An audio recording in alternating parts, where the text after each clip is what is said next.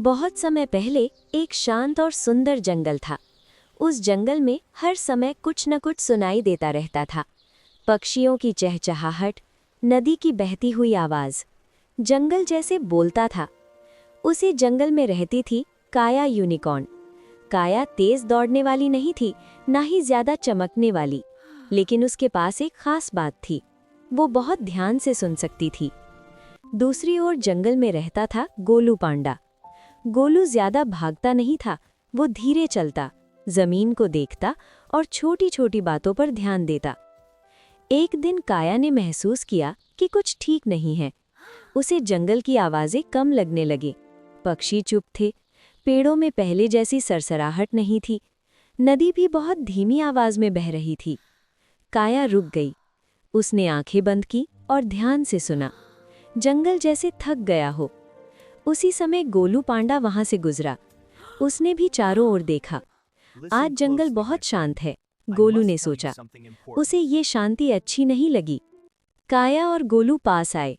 बिना ज्यादा बोले दोनों समझ गए कि कुछ गड़बड़ है।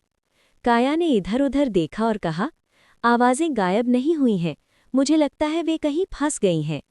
गोलू ने जमीन की ओर देखा। उसने मिट्टी पर अजीब निशान देखे। कुछ जगह जमीन धसी हुई थी, शायद हवा का रास्ता बंद हो गया है, गोलू बोला।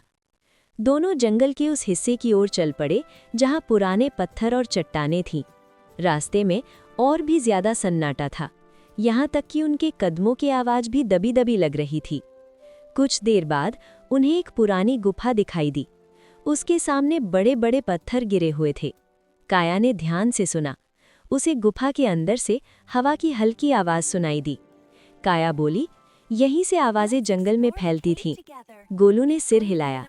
अब उसे समझ आ गया था, गुफा का रास्ता बंद हो चुका था, हवा बाहर नहीं आ पा रही थी, इसलिए जंगल की आवाजें भी धीरे धीरे खत्म हो रही थी। गोलू ने काम शुरू किया।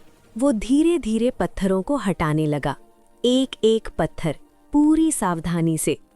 काया पास खड़ी रहती। वो बताती कि कहाँ से हवा की आवाज आ रही है और किस दिशा में रास्ता खुल सकता है। दोनों ने जल्दी नहीं की, उन्होंने धैर्य से काम किया। कुछ समय बाद गुफा का रास्ता खुल गया। अचानक हवा बाहर आई, पत्ते हिले, पक्षियों की आवाज लौटी, नदी फिर से साफ सुनाई देने लगी, जंगल जैसे फिर से जिंदा हो गया। गोलू मुस्कुराया। काया ने आंखें बंद की और सुना।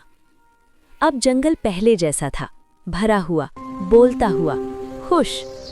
काया और गोलू बिना शोर किए वहां से चले गए, लेकिन जंगल जानता था कि उसकी आवाज इन दोनों की वजह से लौटी है।